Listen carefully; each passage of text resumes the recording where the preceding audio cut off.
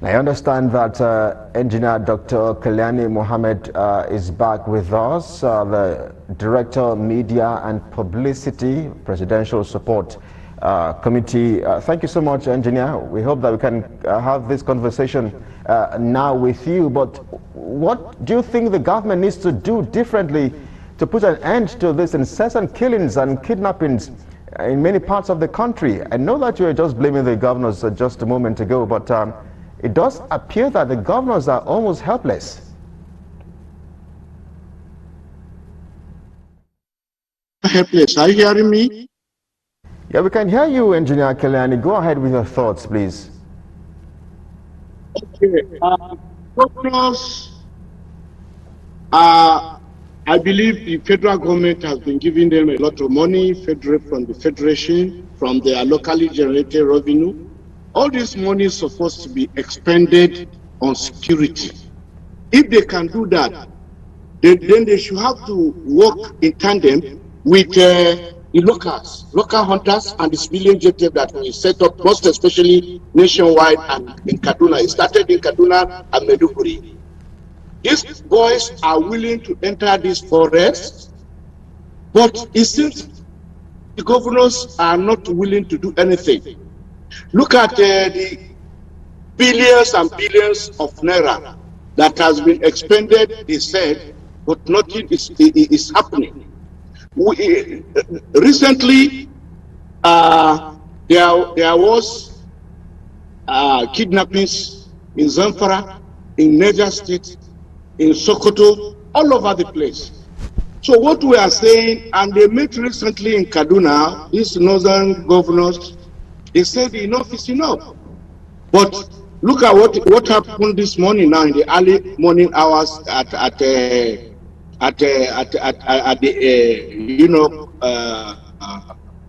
airport quarters. So what we are saying is that these governors must work hard. If there is no security, nothing can happen. You cannot farm, you cannot sleep, you cannot go anywhere. And they kept mentioning the president's name everywhere. President Buhari. President Buhari has given out responsibilities to people. He gave appointment to service chiefs. The governors are very close to the people. All right. Engineer there's no Kalyani, cohesion, just a moment, if you may, because now you're putting the blame on the governors. Just a moment, so please, if you may, Dr. Kalyani. Now that you're putting the blame on the governors, I need to do you a reminder very quickly that the Nigeria Police Force in many states, the Commissioner of Police, are not answerable to the governor of that state. They are, of course, answerable to the Inspector General of Police, which time and time again, the governors have, of course, their reservations about this.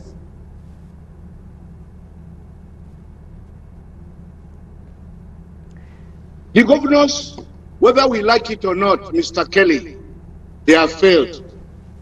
And they must have to do the needful for this country to be safe. Yes. So, what our intelligence is that there are people, there is a video now trending.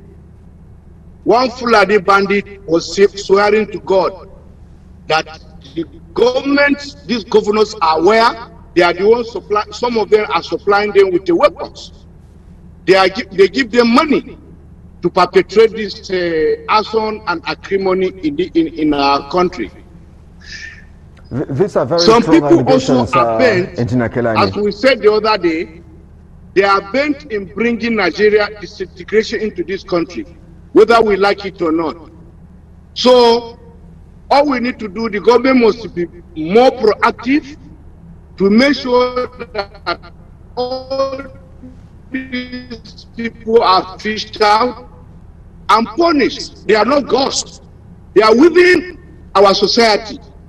And they have informants, they have people whom they interact with. For example, the governor of Zamfara State recently, when the government, the federal government slammed no-fly zone and they said they should stop mining, he became very bitter And for example, Nigerians are now aware that once kidnap takes place from Katsina, Niger State, Sokoto, or any other states, they will go and converge in Zamfara State. Why should that be so? And why are you saying that you continuously will be discussing or negotiating with people, those bandits that are very heartless?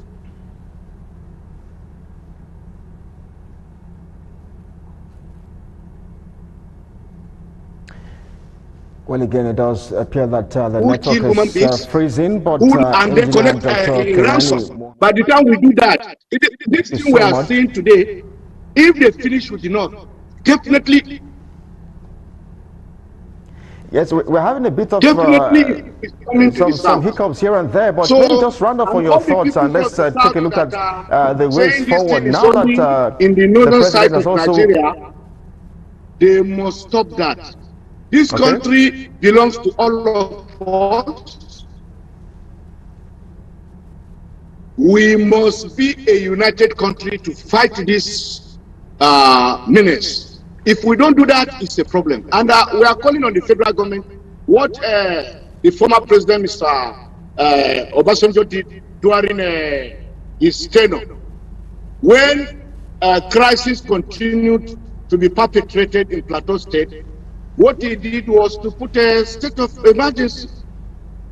And for 6 months, after 6 months, everything went down. So we are calling on the government to take proactive action, slam the state of emergency in Zamfara, Kaduna if possible, Katsina, Benue, and Taraba states.